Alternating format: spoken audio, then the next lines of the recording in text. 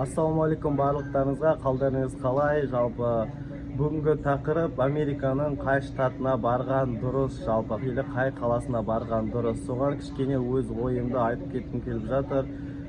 Жалпы негізі Америка құрама штатында қай штатқа барған дұрыс дегенде мен айтар едім Нью-Йорк, или айтар едім қай жерде танысыңыз бар, сол жерге барған жақсы, или қай жерде русский язычный біздің жақтың адамдары көп, сол жерге барған жақсы деп айтқым келеді.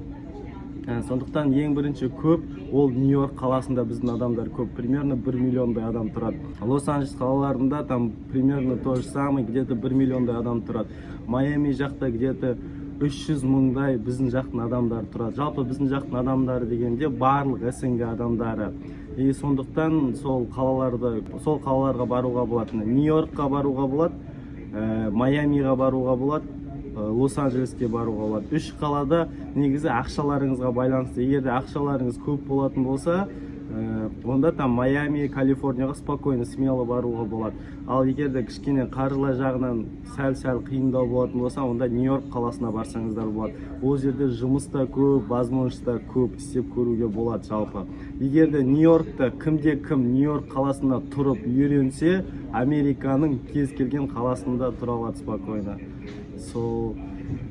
Сол кішкене шағын информация барлықтарыңызға ұнап жатса лайк бас, комментарий қалдырыңыздар. Ары қарай сұрақтарға міндетті түрде жауап берем. Сіздермен болған Асхат, сау болыңыздар. Барлықтарыңызға сәттілік. Рахмет көңіл бөліп қарағандарыңызға.